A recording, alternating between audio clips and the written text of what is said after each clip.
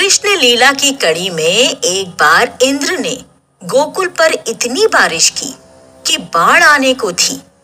तब कृष्ण ने पूरा गोवर्धन पर्वत उठाया और उसे छाते की तरह पूरे गोकुल पर तान दिया।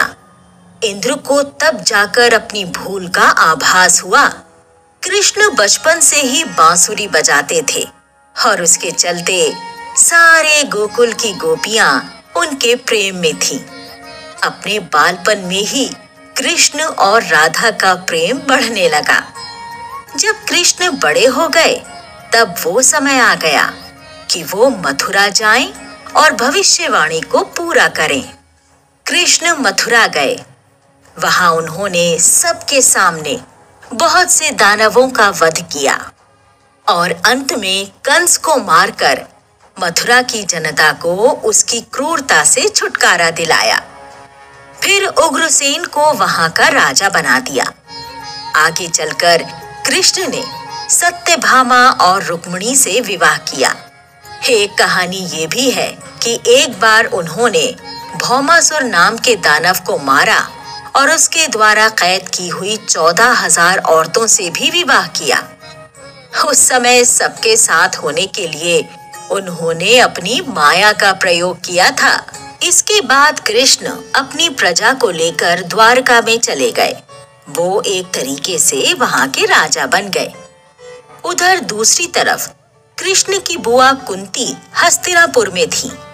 कुंती के पुत्र थे पांडव। पांडवों से कृष्ण का मेलजोल बहुत बढ़ गया।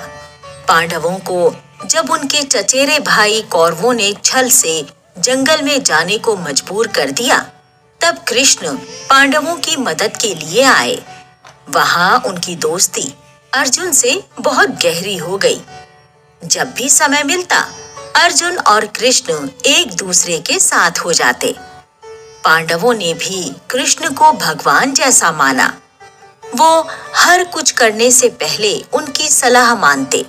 कृष्ण ने तब अपनी कूटनीति से पांडवों का बहुत भला किया। जब कौरवों ने छल से द्यूत क्रीड़ा में पांडवों का सब कुछ हर लिया था और उनकी पत्नी द्रौपदी का चीरहरण होने को था, तब कृष्ण ने अपनी शक्ति से द्रौपदी की साड़ी इतनी लंबी कर दी थी कि उसका अंत ही नहीं था। पूरा महल साड़ी से भर गया था, परंतु द्रौपदी की साड़ी खत्म ही नहीं हो रही थी। ऐसा करके कृष्ण ने हमेशा से पांडवों और धर्म का साथ दिया और उनकी रक्षा करने के लिए तत्पर रहे।